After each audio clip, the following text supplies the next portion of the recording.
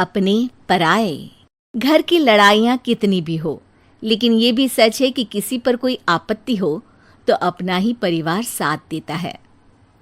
भैया, मेरे पीछे पुलिस लगी है, प्लीज मुझे बचा लो। रवि और राज दो भाई, लेकिन दोनों में कभी नहीं पटी। अरे क्या हुआ छोटे, क्या कर दिया तूने? अरे कुछ नहीं भैया, मेरा दोस्त है ना राजू, वो मुझे लेकर बैंक गया था। मुझे नहीं पता भैया कि वो वहाँ बैंक लूटने जा रहा है। मैं उसके साथ बैंक में घुसते ही सीसीटीवी कैमरे में दिख गया हूँ। अब पुलिस मुझे ढूंढ रही है भैया, मुझे बचा लो। राज कुछ सोचता है, फिर कहता है, ओके, तुम यहीं रुको, मेरा एक दोस्त पुलिस में है, मैं बात करता हूँ। तभी वहां रवि की बीवी राज की बीवी के साथ आ जाती है। तुम लोगों के घर जब तक पुलिस का आना जाना है, बच्चों को यहीं छोड़ दो, उन पर असर ठीक नहीं पड़ेगा। तभी वहां पुलिस आ जाती है। चलो चलो, कौन है रवि, थाने चलो। मैंने कुछ नहीं किया, मुझे कुछ नहीं पता। अरे वो तो पुलिस स्टेशन चलकर ही पता चलेगा कि कुछ पता है कि नहीं, चलो। कहानी का फ्लैशबैक। भैया, मुझे मेरे मकान में हक चाहिए ही चाहिए। अरे लेकिन छोटे, अभी मेरे बच्चों पर काफ़ी खर्चा है, तेरी भाभी की भी तबीयत ठीक नहीं रहती, बजट बिल्कुल नहीं है कि मैं अलग होकर रहूं। देख लो भैया, 1 महीना है तुम्हारे पास, जल्दी से घर खाली कर दो। अरे कैसी बात कर रहे हैं भैया, मेरे शरीर में अभी इतनी हिम्मत भी नहीं कि घर को खाली करें। तो क्यों अपना पोषण बेचा भाभी? अरे तुम तो जानती हो, पिताजी की बीमारी के कारण उन्हें हमारी ज़रूरत थी, कैसे आते पैसे।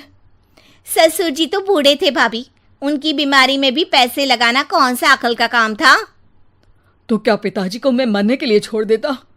अरे रवि, तू तो समझ, पापा को हमारी ज़रूरत थी, उन्होंने हमारे लिए हर वो काम किया जिससे हमें खुशी मिले। बैक टू रवि, जो जेल में बैठा है। ये मैंने क्या कर दिया था? मैं ना पिता का हुआ ना ही भैया का। मेरे साथ जो हो रहा है ठीक ही हो रहा है।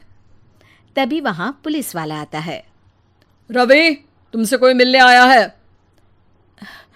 भाभी, आप यहाँ क्यों आई? पुलिस स्टेशन है ये भाभी। भैया, आपकी जगह मेरा भाई होता तो क्या मैं नहीं आती? अच्छा, ये खाना ले लीजिए, खा लीजिएगा। आपके भैया लगे हैं वकीलों और पुलिस वालों से बात करने में, डरने की कोई बात नहीं। जब आपने गुनाह किया ही नहीं तो सज़ा भी नहीं मिलेगी। रवि भाभी को देखकर रोने लगता है। घर में साक्षी चुपचाप बैठी होती है कि तभी सोनम कहती है, अरे साक्षी, क्या हुआ, परेशान क्यों हो रही हो? भाभी, अभी अभी पुलिस स्टेशन से खबर आई है, इन्हें बड़े जेल में शिफ्ट किया जा रहा है। मैं क्या करूंगी भाभी?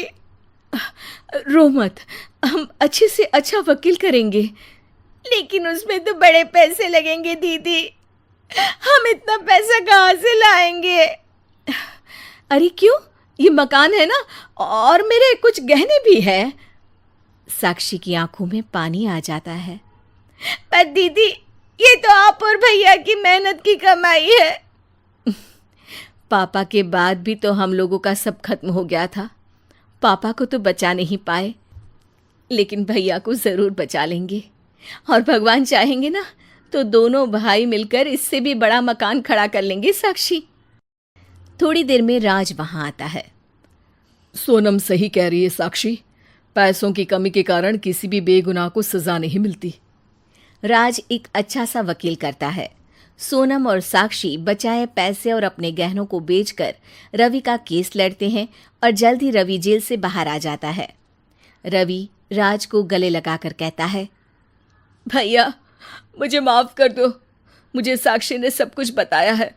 भैया, आपने मुझ पर विश्वास किया, मेरे लिए दिन रात मेहनत की, भाभी ने अपने गहने तक बेच दिए।